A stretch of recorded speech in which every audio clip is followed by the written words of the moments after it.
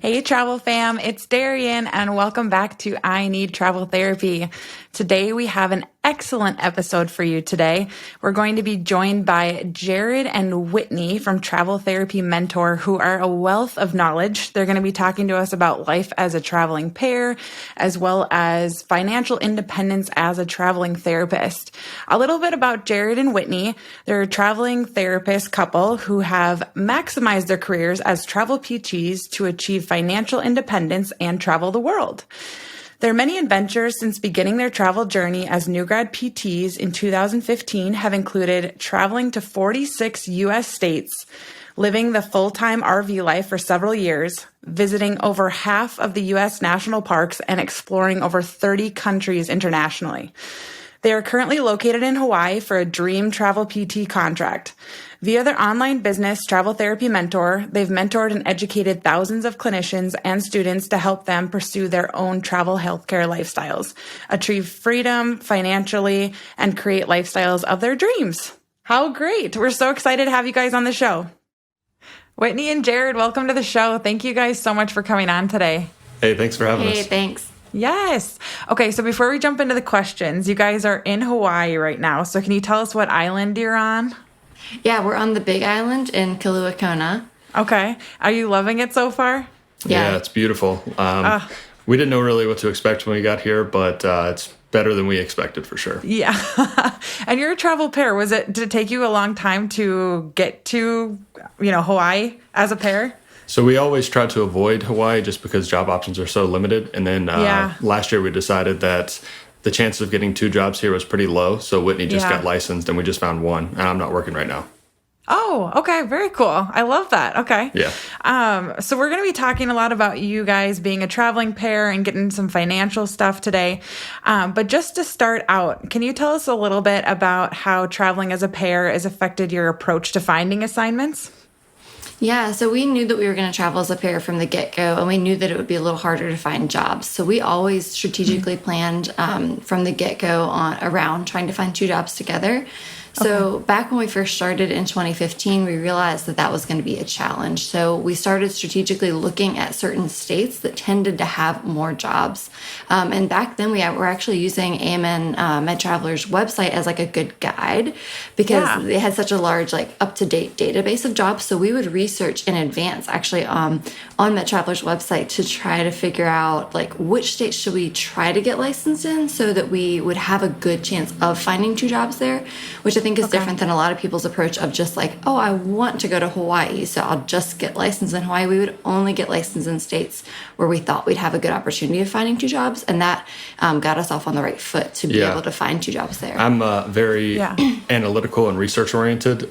So our primary goal, we went into it kind of as prepared as possible. There weren't as many resources back then, but our primary goal was to find 2 jobs in one location, obviously, and then to take outpatient jobs. And for everything else, we were extremely flexible. So what state, what part of the state, even pay. I mean, obviously you want to get paid well, but that was always a secondary concern compared to finding 2 jobs and getting outpatient. Yeah. Well, at the end of the day, finding 2 jobs is more important because you're going to make a lot more money than, if you're just at one job, right? Generally when you guys are out traveling.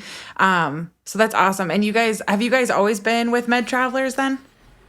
We've taken the majority of our assignments over the years with them. We do always advocate for other travel therapists and for ourselves to try to keep your options open and do look at jobs with other companies. But we've taken, ever since our very first contracts back in 2015, a lot of jobs with Med Travelers. And then over the years, we've taken one here or there with other companies if we found a different option. Yeah, probably about 75% of them are through Med Travelers. Yeah. I mean, you guys have been traveling for a long time. So, generally your guys' plan has been, you do research, you find out what states are going to make sense. And then do you guys get the licensure beforehand before you start applying to states? Is that that's a big thing. We tell new travelers, we've seen a lot of issues over the years with people we've helped and just people that we've, other travelers we've run into on assignment that they will wait to get the state license, and then there's an issue with it, and it delays their start date, and it's not only bad for them, but it's bad for the facility and the patients, and it just makes us, it makes travel way more difficult than it needs to be. So yeah, we are very big on getting the license up front to try to minimize any interruptions. Yeah, I think that's huge too. Because it makes it easier sometimes when you can apply to positions before getting the state license because it feels like you have more options. But once you get the job and then you're tight on the timeline, it makes it a lot less fun, the waiting period, right? Yeah, Have you guys ever ran into that before? Like where you did take a job before you had a license and that became a problem for you? Or have you always had the license before and it hasn't been an issue? There's pros and cons to doing it that way. We always don't do it that way, just to be safe. But yeah, I mean, the downside of that is we've gotten 2 state licenses now that we never used. We just looked, we saw they had a lot of outpatient jobs. We planned to go there, went ahead and got licensed, and then no jobs ever worked out. So, I mean, yeah, it's kind of a hassle, and you have some upfront costs doing it that way. But you know that if a job pops up, there's not going to be any, waiting time. And, a lot of jobs, they won't even interview you if you don't have the license. And for the 2 of us, that's the most important thing, is to have the most options. Yeah, no, I think that's great. I guess another thing, as a pair, you do probably have more state licenses than maybe a solo traveler. So as a pair, when you get all these state licenses, are you guys maintaining them or do you let them lapse, I guess? Are you always keeping up on the CEUs for every state and paying the renewal fees? It depends. For a while, we would keep them. If we thought there was a chance, we would go back to that state. So like the couple state licenses that we did get that we never used were Illinois and Arizona. So we kept them for a year or two and renewed them maybe once until we finally realized we probably wouldn't be returning there. So over time, we've let a lot of the older ones lapse. But we did keep spreadsheets of our CEUs, like the requirements for each state. So that way we would make sure to, meet all the requirements for those years that we were maintaining them. But after a couple of years, we would usually let them lapse. Yeah, at this point, we only have maybe 2 or 3 each. Oh, okay. Organization is key, right? Yeah. Probably keeping all the moving parts going. Yeah. Okay, so you guys are talking about getting a new assignment. When you are looking at, I guess, interviewing for places, are you interviewing first or are you taking a look at housing options first? So the way we like to approach that is we do a lot of the job search as much as possible on our own, just looking at available jobs and trying to find piece the puzzle together from multiple companies to try to find jobs that might be close to each other that would work for us. And ideally, we were looking for outpatient jobs almost always. So the way we usually do it is we'll find 2 that seem like they might be good options. And then immediately before we ever even are submitted for those jobs, we start to see if just preliminary results of housing, if it looks like it might be feasible to find something there. And if it is, then we go ahead and get submitted. If it looks like there's no way, or some situations we run into is there might be 2 jobs an hour apart. If we could live in the middle, then it's fine. But a lot of times there's not housing in the middle, and neither of us wants to drive an hour each way. So in a situation like that, we just wouldn't even be submitted for those jobs. So we always take a preliminary look to see, and then if it looks like there might be housing or it's feasible, then we go ahead and get submitted for the job. And for us, the first 3 years that we were traveling in an RV. So the housing search for us looked like finding RV parks. And that was actually a lot easier to be able to determine ahead of time if there was going to be housing or not before even letting our recruiters submit us for jobs, because we would just do a quick search for RV parks, which is different than searching for just campground, because campground, sometimes you'll just get state parks or things where it's just, primitive camping or just weekend camping. You have to look for RV parks that allow longer stays. And it would just be a very quick phone call to ask if that RV park does long-term stays and if they think they might have any availability for the following month, or they might say, no, we're completely booked for the summer. And that would just give us an idea. And we didn't book it at that time, but at least we would know if there was feasible options before submitting for the job, because we find that a lot of travelers, again, they'll submit for a job, they'll interview for a job, they'll accept a job, and they're like, great, let's find housing. And then they find out there's no housing in the area. Yeah, that's a bad position to be in. Yes. I love how you guys seem like you really take control of the situation. You're not just sitting back and you're like, oh, here's the jobs. And obviously everyone can do it differently, but you guys as a pair have figured out how to really be a part of the process.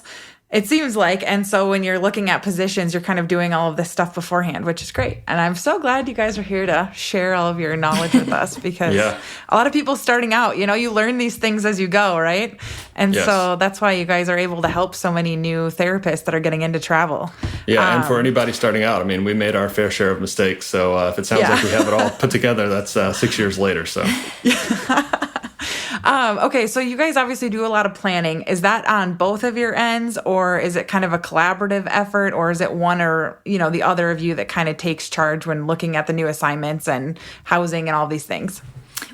I'd say we're a pretty good pair as far as like we each know our strengths. So Jared likes to do a lot of research on the behind the scenes stuff. And he was doing that back before we ever even graduated physical therapy school, trying to find out about travel therapy and learn everything. And back then there wasn't a ton of information. So a lot of what he was reading were like travel nursing forums and stuff. And, just a side note, that's why we ended up creating our website to teach other people, because that information wasn't readily available. So he's definitely a research behind the scenes kind of guy.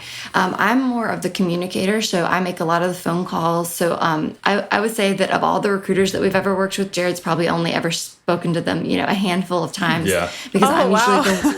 I'm usually the one on the phone speaking on our behalf and organizing it on the front end, whereas he's in the background like, well, we need to research this and we need to look this up before we ever apply for that. So as far as like when we're doing the job search, we search together, trying to find jobs, and he's researching a lot of stuff in the background, but I usually make a lot of the phone calls. So I think we worked well together as a team. Yeah, we've each found our roles over the years for sure.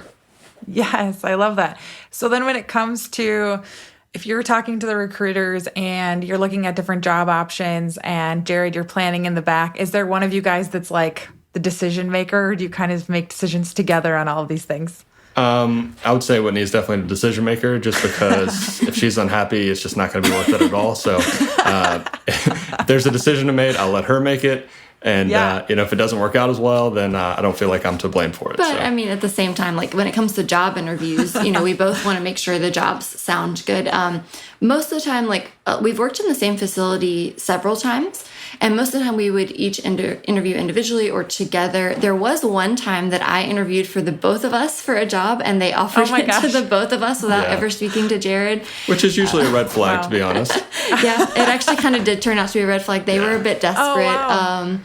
So, but then other than that, there's been a couple times where he would have an interview for a different job than me, but they were in the same area. And so, of course, then we collaborate on the decision. Like, if his job sounded terrible, I'm not just going to say, no, we need to go there. So we work together. Yeah. That's great. Okay. And then, so speaking of the interview, are interviews generally done for pairs together then? So will they, if you're interviewing for an outpatient clinic, will they call you guys and talk to you both at the same time, or do they schedule them separately? We've done it both ways. I would say only maybe a third of our assignments have actually been in the same facility. So normally we're interviewing with different managers at different facilities just in the same area. But if it's in the same facility, sometimes we've done interviews together. I can think of a couple times that was the case, but usually it's going to be separate. Okay. And I've had a lot of therapists reach out there looking to travel as a pair. And a lot of them want to be in the same facility together. And obviously, you guys are still together 6 years later, still traveling, and you've been in the same facility, so it's worked out really well for you. But is that something that, normally is a positive experience, working together and then living together all the time for maybe a pair that's a couple or even just friends? Is that challenging? Well, it's another thing. There's definitely pros and cons. So the biggest pro is that, you can carpool together to work and things like that. That's great.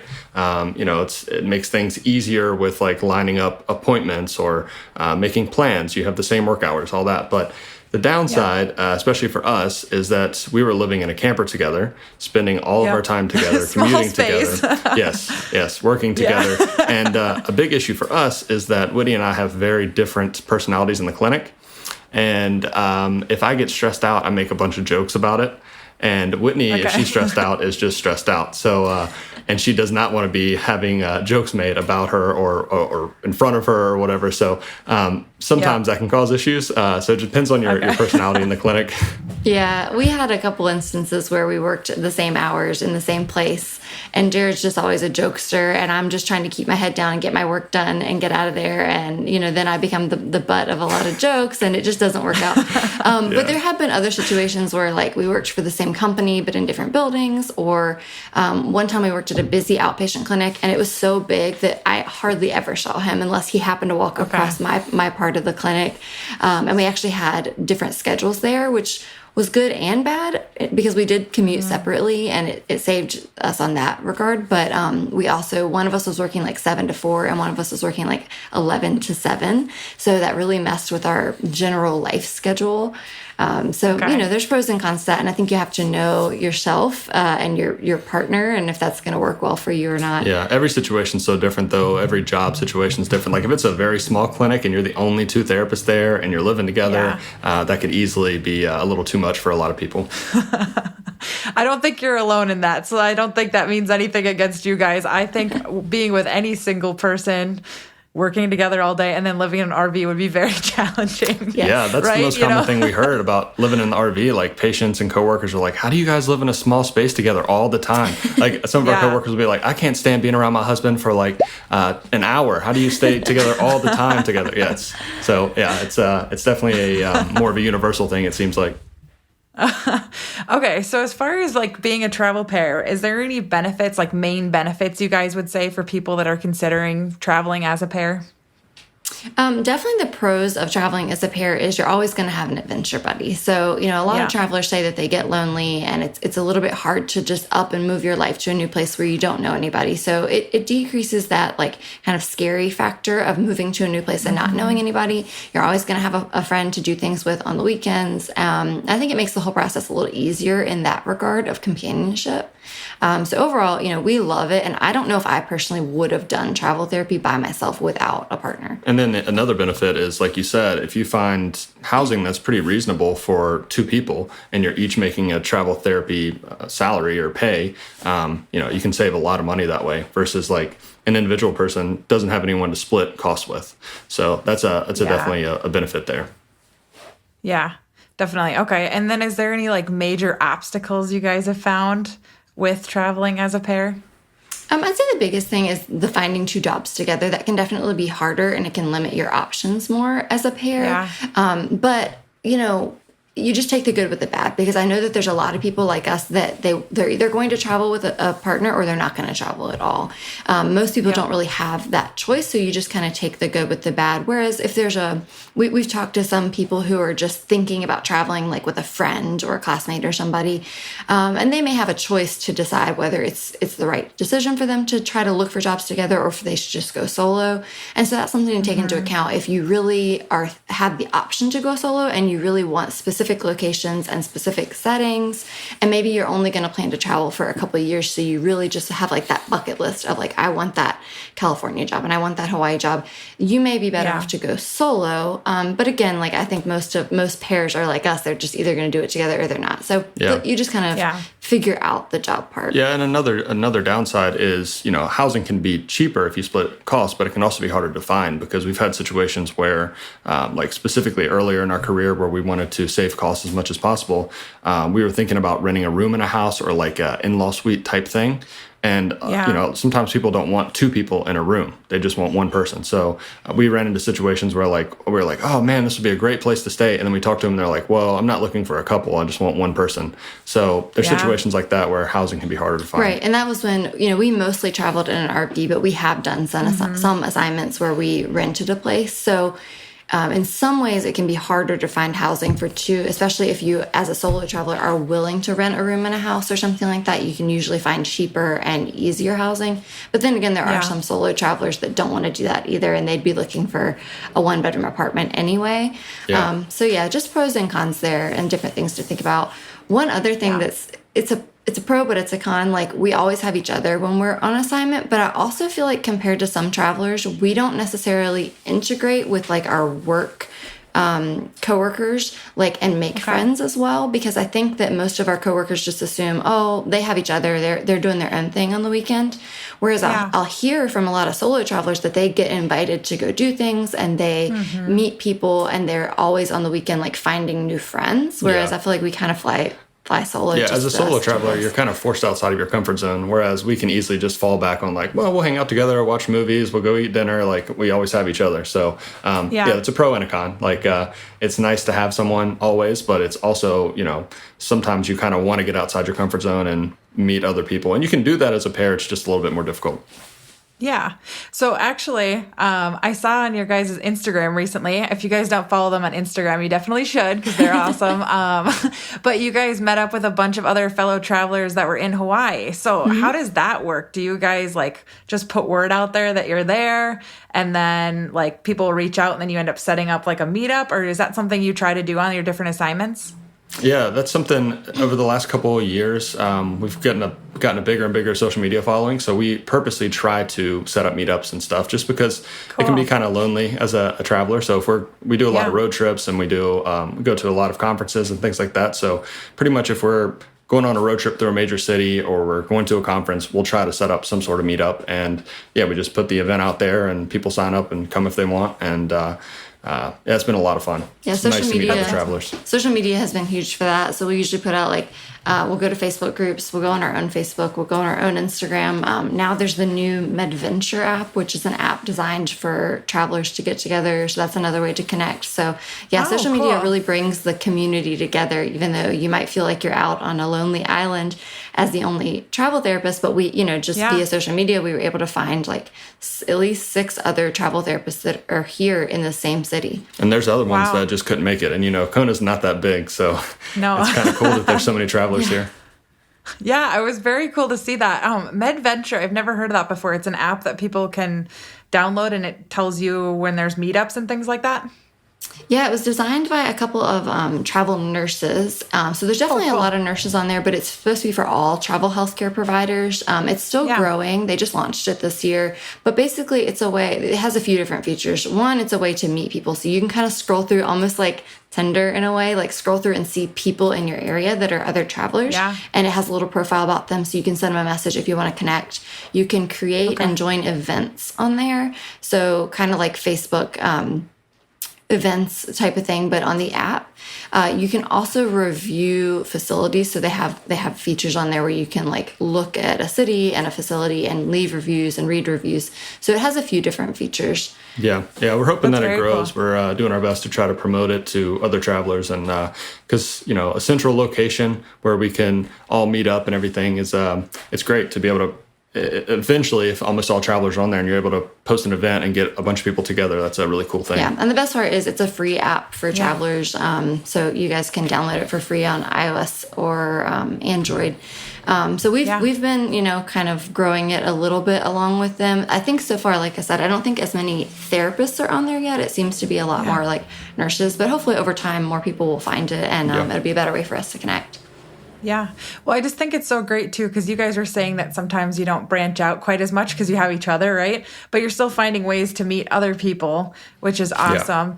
And for people that, maybe are at a facility where they're covering a maternity leave or something where everybody's super tight-knit and maybe a little bit harder to break in, right? To make friends at a certain facility, it's still good to know that, there's ways to meet other travelers and people. I think a lot of travelers everyone's different, right? But like-minded in the fact that you are excited about adventure and seeing new things and passionate about life, right? And so meeting up with other travelers is probably very fun for you guys, I would think. Absolutely. So. Yeah, it's a lot of fun. We found that out at the Travelers Conference. First time we went there and all these other travelers, it was like, oh man, I understand all these people and they understand our weird lifestyle. And yeah, it's pretty cool. Yeah. Living in an RV together and all these things. Oh, it's so great. Absolutely. Okay. Yeah, it's definitely our community. Yes. Okay, so do you guys have any advice for other therapists that are considering traveling as a pair? The big thing is to be as flexible as possible. So, we always talk about, obviously, the 3 big variables are setting, location, and pay. And if you're traveling as a pair, you need to be very flexible on at least one, if not 2 of those, because it's hard to find assignments in some locations together. I mean, there's some locations that individual travelers want to go to where they can't find 1 job, much less 2. So, you're not going to be able to be the couple that only wants to go to San Diego and Denver and, those Austin, Texas, that's where everyone wants to go. So you have to be a little more lenient on the location, definitely. Yep. And it's very smart to plan that strategically when you're applying for licenses and things. So don't just be the couple that we're going to get licensed in Utah and we're going to go to Utah because there's not many Utah jobs. So you're going to get that license and it's going to be a waste. That's true. Yeah. So you just have to be strategic with it. just be flexible, and you can definitely make it work. And there's some challenges, but overall it's been very good for us. Yeah, and we always tell people, being flexible is good, because if you aren't flexible, you're just going to end up either holding out for a really long time to be able to find 2 jobs, which means you're losing weeks worth of pay that you otherwise could have gotten. So it happened quite often where we really did want 2 outpatient jobs together, but when it came down to the wire, we may end up accepting another setting if we had to, or maybe one of us would take outpatient and the other one would take a different setting, because if we had waited 1, 2, 3 more weeks to find those perfect jobs, that's several $1,000s of missed work. Whereas same thing with, like, if you're waiting, you're like, oh, I only want to make the highest pay. Well, as a pair, if you miss out on 1 week of work because you turned down the $1,500 a week job, that's $3,000 that you missed out on to get the next week start a $1,700 a week job where you only made an extra $200 each that week. So you have to think about those factors, and just, again, be more lenient so that you can try to get those 2 jobs together. And if your goal is finances, to be able to have consistent back-to-back work when you want it, and only take off time when you planned and budgeted to take off time, not because you just couldn't find a job. Yeah, that's great advice. Before we jump into the financial piece, because I'm really excited to talk to you guys about that, can you tell me, I guess, when you are interviewing for positions, I know that you guys do a lot of research. Do you guys ever, will one accept without the other before the other person has, like, an offer in hand? Or do you guys try to make it so that you guys, because I get asked that a lot, and you guys probably, I mean, you're experts in this, right? So, like, do you always wait for both of you to have an offer and you accept at the same time? Or do you ever accept an offer based on one of you having a really good interview and then spend the next, week or 2 weeks looking for the other? So we are probably not the normal travelers in terms of some things. Our primary focus when we started, so a lot of travelers are just like, okay, I'll take a job, then I'll take some time off and, do whatever. Our primary focus was going into the financial portion to save as much as possible. And so we wanted back-to-back contracts as much as possible, and we only wanted to take off time when we wanted to take off time. So in the beginning of our job search, we might start 7 weeks before we wanted to start the next assignment. And we know we want to start, a lot of times we'd finish a job on a Friday and start on a Monday somewhere else. So we know we want to start on that date. And so 7 weeks ahead, we start looking. Ideally, we find 2 that are perfect and interview for them. We love them. We accept them. Great. But that only happens maybe a quarter of the time. Basically, we take the approach of, as it gets closer to that deadline, we get more flexible. So it's like, okay, well, we ideally want to be in Northern Virginia, but now we're only 3 weeks out. Let's start looking all over Virginia and all over North Carolina. Okay. Now we're like 2 weeks out. Now let's start interviewing for jobs. And if in that situation, we would sometimes accept one contract and just hope something else popped up for the other person. But that was very rare for us. And it also had to do with the job market, 5 or 6 years ago compared to how it's been over the last year. It's been a little tougher. So we were able to do that. Usually find 2 and not have to accept 1. And, it just opens yourself up to some uncertainty if you accept 1 and you're just hoping for something else to pop up. So it was rare that we did that, but I think we did it once or twice. Yeah, we always tried not to do that. We always tried to accept 2 at the same time. But we have, when the job market wasn't good, and we get that question from people that we mentor a lot. In certain circumstances, it did make sense for people to do that when the job market was really bad, especially if they maybe just took 1 and then hopefully find another travel contract in the area, or sometimes end up just taking PRN in the area. But, now that the job market is picking back up, hopefully most pairs can hold out and try to get 2 at the same time, so you don't get stuck in that situation of only having 1 and having to scramble to find the other. Yeah, so we tell people, if you have time, don't just accept something. We made a mistake like that early on in our career. Like, we probably could have waited longer and tried to find 2 together, but we got excited about a job and accepted 1, and then the other person had to settle. So if you have some time, don't do that. Don't put yourself in that position. But if it's down to crunch time, then that's when you start considering that. Okay. I think that's great advice. That's what travel's about, right? Is being flexible and, like, adapting to the situations and changing and all of that stuff. So I think that's great advice.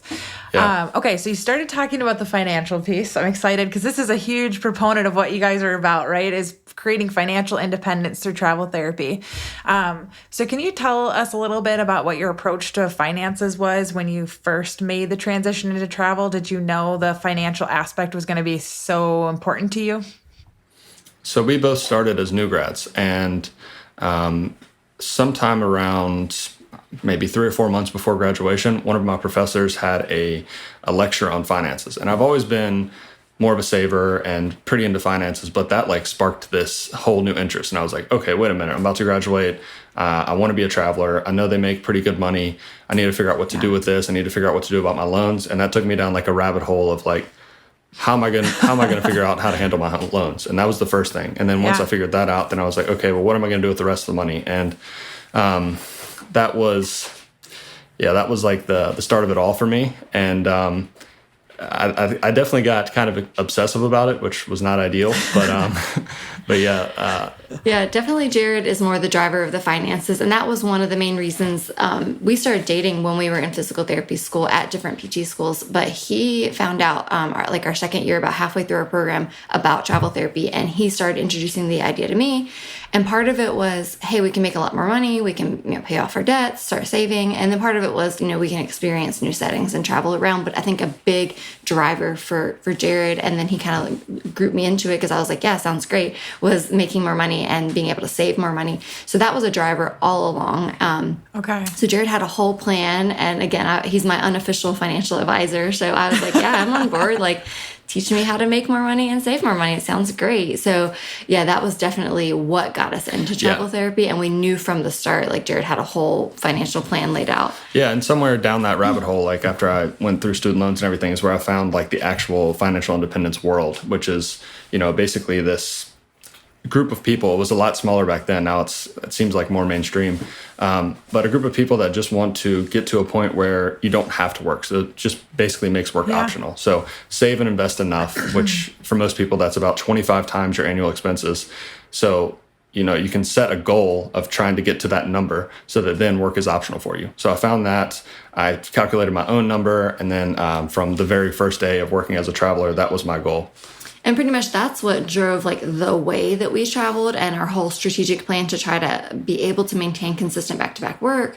Because in the beginning of our careers, we were excited and we were hungry and we were like, it's fine to work. Like Jared worked lots of overtime and even picked up a PRN job at one of our contracts. And we knew it wasn't going to be like that forever. But for the first couple of years, we were like back to back to back. We barely took off like 2 weeks each year between contracts. And like we worked relatively close to home in Virginia, so we could even just go home on the weekends and not have to take time off from work to return to our tax home. And also we were able to work right up through Christmas one year because we were only an hour and a half from home, so we could just go home while still being on contract. So we knew that was the plan from the beginning. We'd do that for several years so that we would get to a good financial point where we didn't have to work full time later on down the road. Yeah, so kind of front loading the work up front to be able to put yourself in a very good financial position for the future. And so, in the beginning, we were hustling a lot. So between like working travel contracts, working overtime, I was fortunate to be in a position where I was on an assignment where they would basically let me work all the overtime I wanted. Working PRN, starting the websites, I was probably working 80 hours a week for most of our first few years of traveling. Okay. That's crazy. 80 hours is a lot, right? Yeah, it was a lot. So a lot of that was PT work, and then some of it was like building the website and doing other things? Yeah, side hustles, things like credit card rewards. I got very into that. So all these little ways to make money. I was just like very into any little way I could to save more. And so it becomes basically like a game, right? Yeah, it does, for sure. Yeah. It sounds like a fun game too. I have a couple of friends that have done that, like credit card rewards, and they said it's like this thing and you just kind of get into it, and it could be very, I think, lucrative. You can make some money off of it, and it's a side hustle like you said, but it's like a game. It's kind of fun to figure it out. It's a lot of fun. I would just say don't get too into it, because when I found out about that and really started going deep with it, I think I got 25 credit cards in a year. And it gets very confusing, and I wouldn't recommend that to anyone, but it was lucrative for sure. Yeah, talk about trying to keep track of things like CEUs and stuff like that. Jared's got spreadsheets for everything, so he tracks a lot of things. Okay, so you guys decided you wanted to do travel therapy because you thought it was going to be a really great way to pay off your student loans and to create financial freedom, right? So I know you said that you worked super hard at the beginning so that you could have some time later on to maybe not have to work quite as hard or do the assignment after assignment after assignment. Did you kind of plan all this ahead of time? And did you have like initial goals, I guess, with budgeting and how you were going to spend your money and what you were going to put away and all of those things? I think it changed a little bit over time. So we had originally set out saying that we would do travel therapy for 5 years and then we would settle down probably into a permanent job. And back then we didn't really know, exactly how financially successful we would be able to become. And our plan evolved over time. And like Jared said in the beginning, we were considering, you can make a lot more money so you can pay off your student loans a lot quicker, get rid of that debt, and then start saving for the future. Well, after a little while, Jared had done some additional research, and I'll let him tell you a little bit more about that, and actually decided that financially it was better for us there's some loopholes here and it's a lot to explain, but basically not pay off our student loans, instead go on an income-driven repayment plan, and instead put all of our extra income and savings into retirement plans and save for our future, while having these tax benefits of being able to qualify for an income-driven repayment plan. Yeah, so I had it all planned out at first, and then nothing actually went according to plan. But yeah, it was going to be, okay, we're going to travel for 5 years. We'll pay off our loans within like 2 years. And then we'll start saving a ton for a down payment for a rental property. And then we'll cash flow rental properties into the next one. At the end of 5 years, we'll have 5 or 6 rental properties. We'll settle down. Everything will be great. And then, like Whitney said, I started doing more research and calculations on student loans. I found that income-driven repayment made more sense and investing the difference. And that has turned out to be a really good decision for us. And along with that, I figured out that basically trying to manage rental properties from all over the country while you're traveling is really difficult, probably not worth it, which took me more into index fund investing and other avenues. So everything kind of changed. But the whole way I've had a plan and then just adjusted it as we went.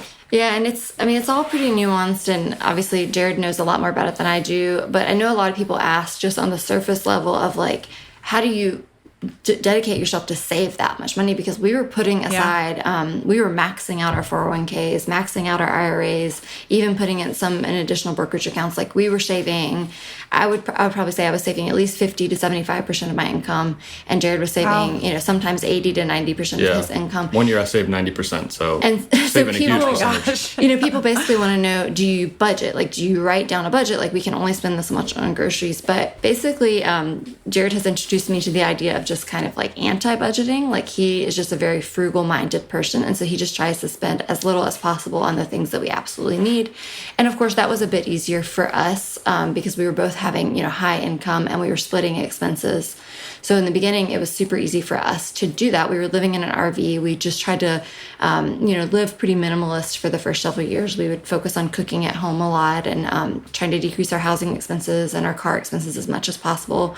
We didn't buy new cars, so we didn't have car payments. We didn't have credit card debt, nothing like that. So we didn't necessarily have like a budget, but we just tried to spend as little as possible and shovel as much aside into savings those first several years. And it turned out it paid off super well because we actually transitioned to the point without considering even our online business, that we got to a point where we could really just work part-time after those several years of work. Like, back then we thought, we'll just work for 5 years as travelers and then we'll take a permanent job, like 40 hours a week, a salary job. But at this point, because of the financial success in our first several years as travelers, we won't ever have to do that. We're able to just work part-time. And again, that's not even accounting for the extra money that we make from having an online business. Because a lot of people are like, oh yeah, you guys do that because you have an online business, so you work online. But we're like, no, you can do that too. If you're really smart and strategic with your savings as a traveler, you can get to a point of really good financial stability where you can hopefully transition to part-time work too. Yeah, in terms of budgeting and things like that, like my philosophy, like probably a lot of people listen to that and they're like, oh, that sounds like a terrible lifestyle. You work all the time, you don't spend any money. Wow, that's awful. But the way I look at it is like, I don't want to spend a lot of money on things that are more material. We spend a lot of money on experiences and things like that, but we try to keep our other costs low so that we can do that and still save a ton. So I mean, we didn't spend a lot on going out to eat and buying electronics and things like that, but we spent significantly on weekend trips and things like that. We would always be probably twice a week we're taking weekend trips to national parks or going hiking somewhere or going to stay somewhere in a new city. So I mean, we spend a lot on those things, but very little on material things.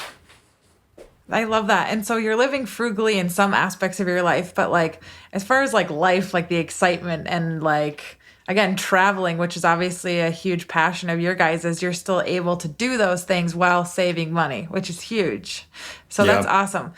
So you guys have gotten to the point now where you're working part-time. So are you guys still putting savings away, or are you kind of living off of the savings that you have from before and like investments that you've made?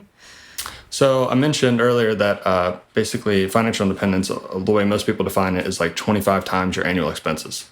Okay. From saving as much as we did early on, I hit that number probably 2 or 3 years ago. So at like Wow. 4 years of working and hustling really hard, I got there.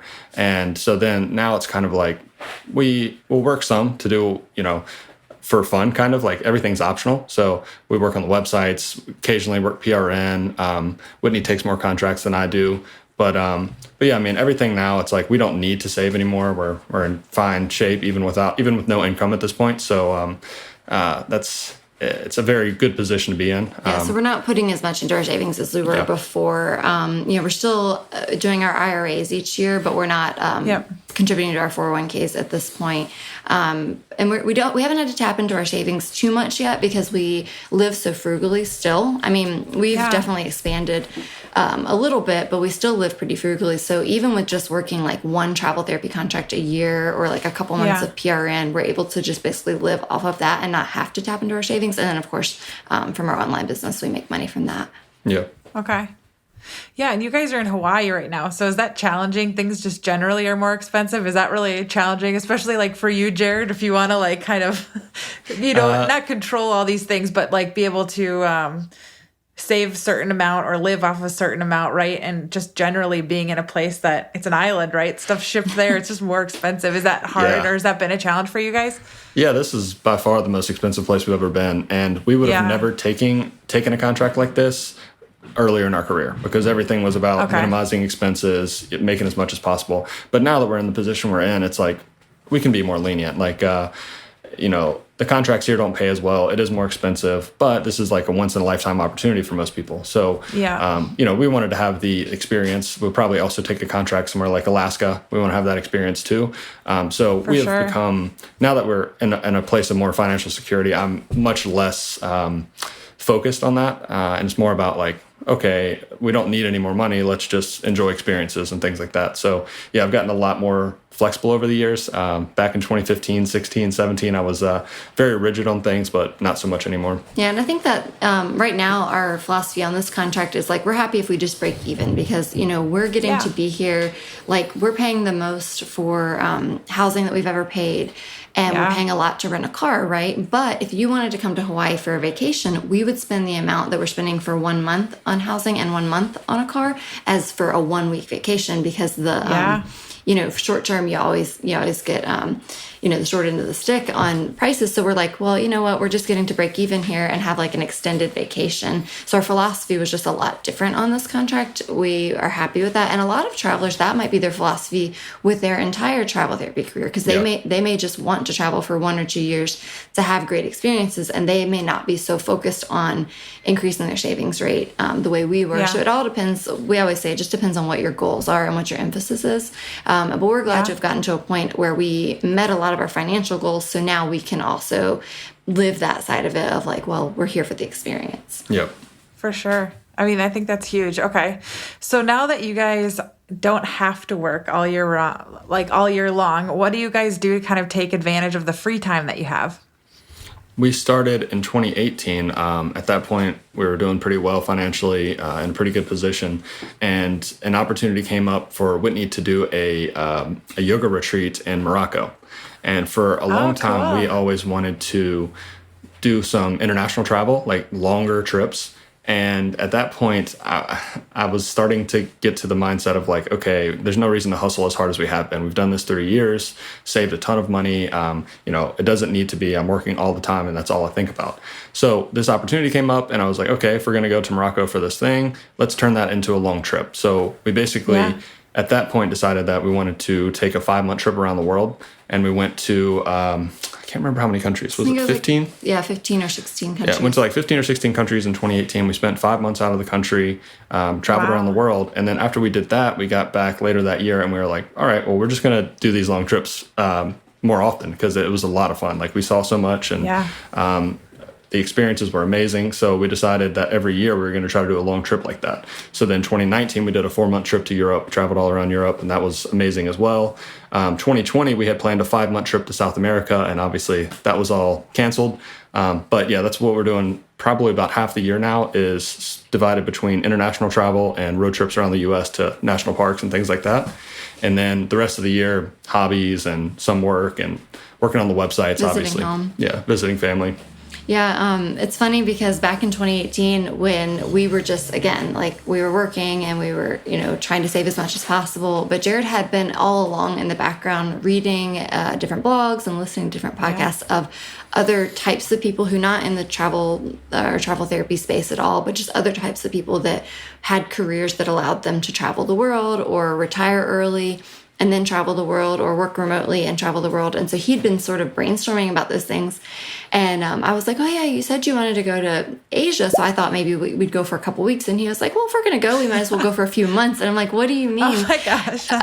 So again, Jared was a big driver behind this. He was like, these other people have done it. We can do it too. We have, as a contract worker, we have the ability to work a contract, take time off, come back, work another contract. We're not tied down by a permanent job, and we have the financial stability to be able to do it. So we were like, if we're already going to be on the other side of the world, let's do it for several months.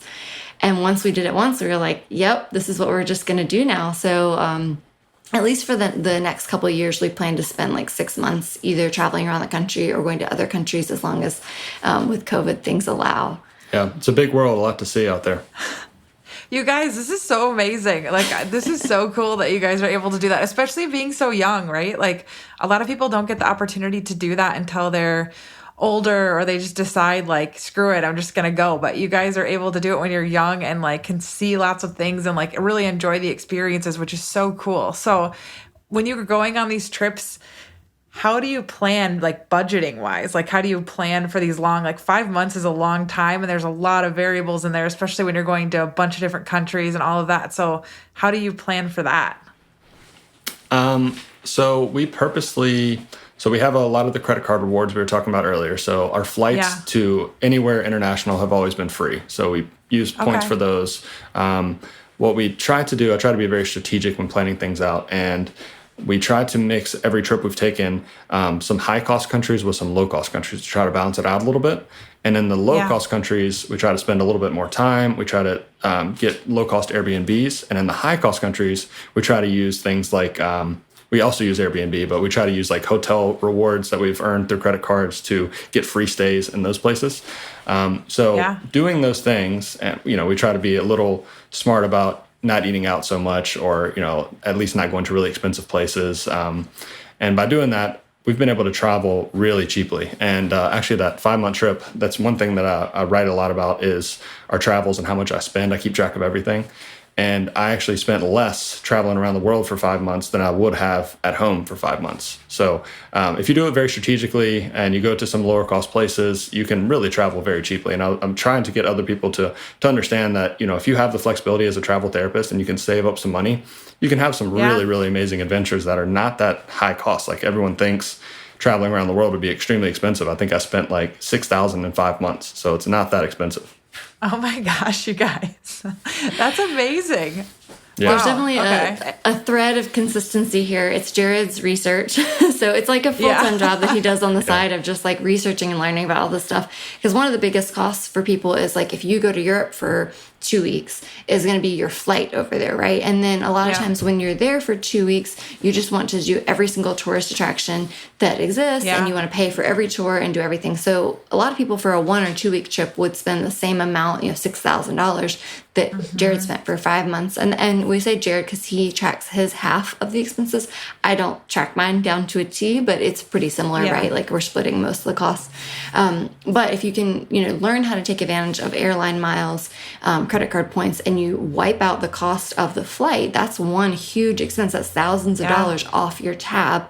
And so we've never paid for an international flight. We've always only used points. Yeah, and kind of like we talked about with Hawaii, like a lot of places you go to, staying there longer doesn't really cost that much more because short-term rates are so expensive. So in Hawaii right now, it really would cost us about the same for 1 week as it would for 1 month. So if we can go to a country for a month and spend the same amount as 1 week, it really it gives you a much better value if you have the flexibility to be able to take the time off like we do. Yeah. And all travelers have that flexibility. So traveling for longer periods really makes things less expensive on a daily basis. And you treat it differently than if it was a 1-week trip. Because if it's a 1-week trip, you feel like you have to pack everything in. You feel like you have to do all these guided tours. Well, when we travel for a long time, we just kind of live there. Like we will, go to the grocery store and we might eat out once a day or whatever, but we don't do a bunch of excursions and tours every day. We might do one every week or two, but we try to do a lot of free things. We do a ton of just free sightseeing by foot. It's a good way to get exercise. You can find audio guides online for free. You can find free student tours. Quite often, like in Europe and places like that, they'll do free tours where you just tip them based on whatever you thought the value of it was. So instead of paying $100 for a tour of a city, you can do a free guided tour and tip them anywhere between like $5 and $20. So we find ways to cut costs like that. And again, Jared writes about all that on our personal blog at Fifth Wheel PT is the name of that blog. Yeah. Oh my gosh, you guys. I've got goals written all over you right now. That's so cool. I'm really excited about this. And I'm excited for people to hear this. And you guys have all sorts of resources. So can you tell us a little bit about your brand, Travel Therapy Mentor, and what you guys, obviously we know a lot about what you're about now, but Travel Therapy Mentor and places they can find you, get more information. I think you guys have a course too. So can you tell everybody about all of that? Yeah, so the cool thing about this kind of blends in with everything else is like I started a website mostly writing about travel therapy and personal finance, but it was heavily personal finance, financial independence in the beginning. And that was like probably 9 months into our career. And what I found is that people cared a lot less about the personal finance stuff than they did about the travel therapy stuff. So by the time we took that first long international trip, this website was very scattered. So that was fifthwheelpt.com, and I wrote about everything. And what I realized is that people don't want to go to a website for everything. They want to go to a website for specific information.